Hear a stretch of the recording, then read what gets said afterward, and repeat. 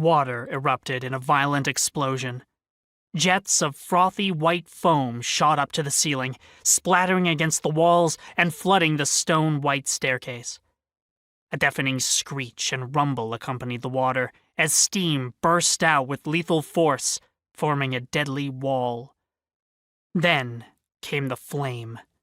White and so intensely bright that it seemed like a frozen wave of light, its heat so ferocious that it incinerated even the ambient sounds. Emerging from the flames was a dragon, a grotesque, monstrous dragon that clawed its way through the white steps with its terrifying talons. It broke free onto the shore of the subterranean sea of Zokral, lifted its massive head, and let out a furious roar. But the roar was cut short. The creature collapsed onto the crystalline path with a strangled wheeze, its body convulsing in spasms. Scales, ablaze with a cursed greenish-gray fire, peeled off its trembling body one by one. Even here, at the very edge of the forbidden kingdom of Angora, the kingdom of the dead, the immortal creature was tormented by flames and the rot of delayed death.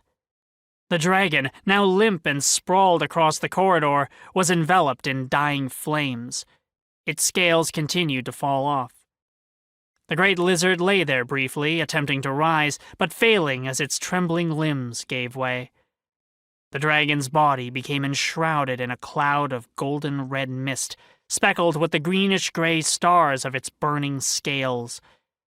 Its body flickered, and then began to shrink rapidly. A moment passed, followed by another. Then the dragon vanished.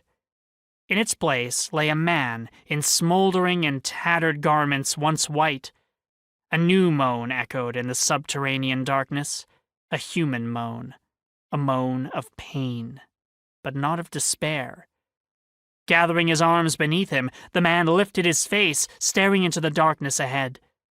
Slowly, he pulled his knees toward him and began to rise, struggling yet resolute.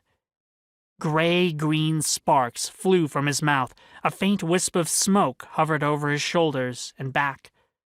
Straightening up, he began to stride forward.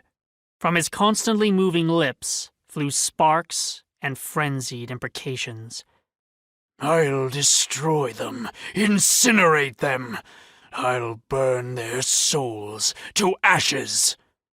With each step, his stride grew more confident, his vows louder and more terrifying. "I'll incinerate, shatter, obliterate. I'll burn their immortal souls to cinders. I'll show them who the master is here."